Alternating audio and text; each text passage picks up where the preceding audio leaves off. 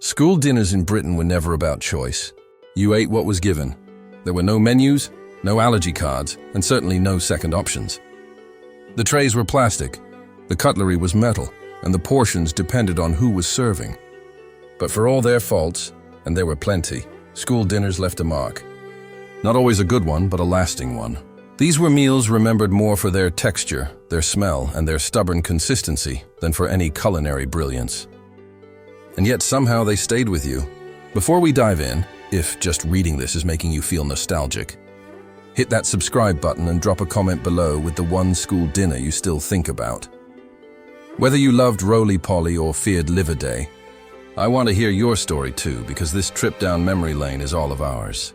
Minced beef and mash it was always there, lurking like a dependable ghost, a gray-brown mound of mince that clung to watery gravy and memory alike, speckled with defiance, bits of onion and scattered carrot, beside mash that either stood upright or dissolved into submission, depending on who was behind the serving spoon that day. It usually wasn't hot, just warm enough to warm your tongue. But oh, that gravy! Thin, salty, and always finding its way into the cracks of the plastic tray like it had a mission. By the time you hit the bottom, the whole meal had become an unrecognizable moat. But you ate it anyway. Not because you liked it, because you understood it. Cornflake tart with custard if. There was a glimmer of joy in your Thursday afternoon. It gleamed under a glistening gold crust of cornflake tart. Sticky syrup, binding the flakes into a chewable roof over a thin layer of jam and short crust base that crumbled just right. It didn't need to look pretty. It just needed to show up warm. And when it did, with a side of pink custard, or white if someone forgot the coloring, you knew the universe was on your side. It stuck to your teeth, your memories. And something about it made an awful geography test feel a little less awful. Spam fritters, you could smell them before the bell rang. That undeniable mix of battered meat, hot oil, and vinegar clinging to the air like a warning and a promise. Spam fritters weren't just lunch, they were a battleground. Thick slices of tinned mystery meat dunked in stiff batter and fried until the edges curled like they were trying to escape the plate. Usually paired with soggy chips and baked beans that refused to stay in their lane. Half the school loved them. The other half stared at them like lab experiments.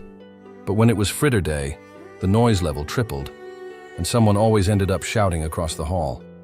Semolina with jam now. Here's where opinions divided faster than you could say, I'll swap it for your crumble. Semolina, that creamy, smooth, slightly claggy bowl of warmth, sitting innocently, deceptively on your tray. Its texture was difficult, too smooth, almost grainy, and it loved sticking to the roof of your mouth like it had purpose. A dollop of red jam in the center bled outward, as if signaling danger. Some kids fought to be first in line for it. Others groaned and wished they'd feigned illness. But one thing was certain, you never forgot it. Fish fingers and beans basic? Yes, beloved? Absolutely. Usually made an appearance on Fridays, and you could bet on how many fingers you'd get. 2 if the kitchen was rationing hard. 3 if someone important was visiting. The beans were a pool of chaotic orange.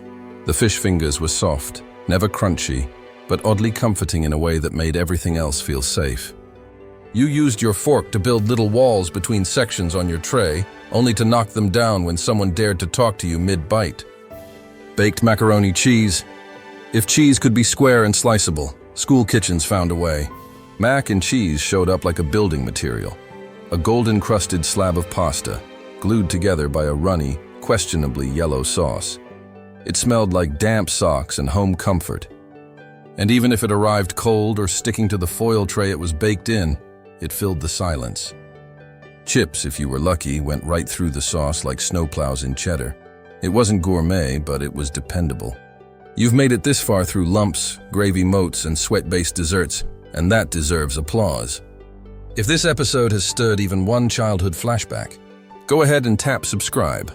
Not just for the nostalgia, but for more stories that take you right back to simpler, messier, funnier times.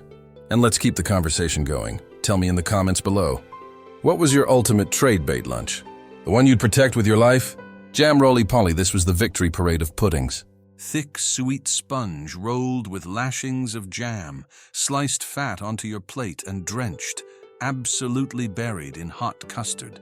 It stuck to your fork, stuck to your ribs, stuck to your sense of justice.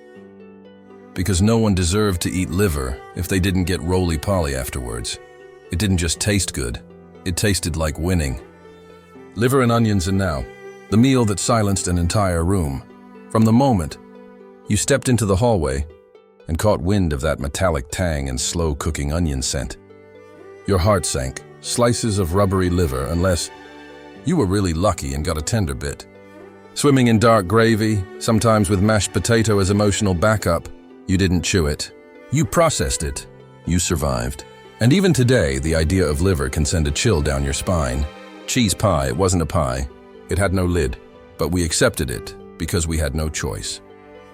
A soft pastry base topped with a pale yellow cheese mixture, a mystery blend of cheddar and sorcery that formed a golden film when baked. Served lukewarm with beans or mashed peas if they were feeling seasonal. Biting into it felt wrong, but eating it all felt right. It was one of those dishes no one celebrated, but nearly everyone finished. Quiet, dependable, oddly satisfying. Beef stew was roulette. One day it filled your tray with rich, thick gravy and tender chunks. The next, it was little more than brown soup with floating mishaps, and one lonely carrot cube bumping into a disintegrating potato. Still, it smelled promising. And if you were really lucky, you got a bit of bread to mop it all up before dessert came. Corned beef hashet arrived like a scoop of glue, but warmer. Mashed potatoes met minced corned beef in a mixture that was more sensation than flavor. Soft, salty, comforting. Always with that serving line mark slashed across its top, and just enough texture to remind you it was once food. It rarely earned praise, but it always earned a clean plate. Bubble and squeak a Frankenstein of flavors, mainly cabbage and spuds, but fried to golden on one side with whatever was left over from roast day. Crunchy in spots, soft in others, and somehow came with a smell both nostalgic and suspicious. Best eaten with brown sauce from an ancient bottle no one remembered buying. Toad in the hole, oh yes, the good kind of weird. Sausages, half escaped from their Yorkshire puddings, served in golden blocks with a pour-over of silky school gravy. The batter was crisp at the edges and pale, and maybe a bit flabby inside. Kids developed strategies. Slice around the sausage, save it for last. Or go in hard with the fork and soak every inch in sauce. Either way, it was legend status. Apple crumble, the kingship of desserts. Always came hot. Always with custard. Always gone in 15 seconds. Soft stewed apples. Topping that looked crisp, but was usually soft. Occasionally a dash of cinnamon if the kitchen got adventurous. You remembered the heat. The immediate sting on your tongue because you didn't want to wait. And the utter regret if someone nicked yours while you looked away. Rice pudding rice and milk had a baby. And not everyone was impressed. It was milky, warm, with a thick top skin that you either fought for or scraped into your friend's bowl. A blob of jam in the center if you were lucky. Nutmeg if the cook had time. It was divisive, but always memorable. Turkey drummers, every kid loved turkey drummers. They were a treat. Crispy on the outside, soft inside, vaguely herbal, and always matched with something beige and beautiful, like chips and beans. They came few and precious. You heard that familiar crunch across the room when someone went in. For those 15 minutes, all was right in the world. Battered fish and chips, you could almost hear the seagulls. But don't get excited. This wasn't your seaside chippy. School fish was rectangular, uniformly battered and prone to sogginess. The chips were thick and lukewarm, fresh from a heat lamp.